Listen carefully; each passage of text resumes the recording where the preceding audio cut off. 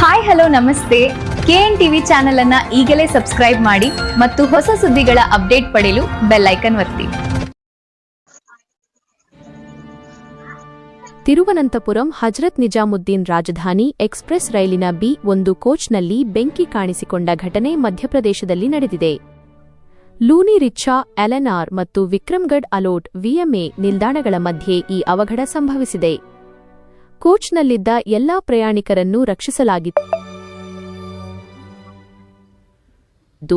ಯಾವುದೇ ಪ್ರಯಾಣಿಕರು ಅಥವಾ ರೈಲ್ವೆ ಸಿಬ್ಬಂದಿಗೆ ಗಾಯಗಳಾಗಿಲ್ಲ ಎಂದು ಅಧಿಕಾರಿಗಳು ತಿಳಿಸಿದ್ದಾರೆ.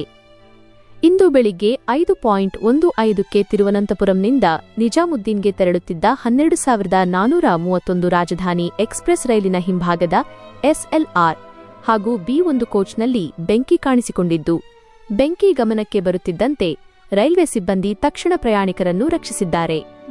ಬೆಂಕಿ ತಗುಲಿದ ಕೋಚ್ ಅನ್ನು ರೈಲಿನಿಂದ ಬೇರ್ಪಡಿಸಿದ ಪರಿಣಾಮ ಹೆಚ್ಚಿನ ಅನಾಹುತ ತಪ್ಪಿದೆ.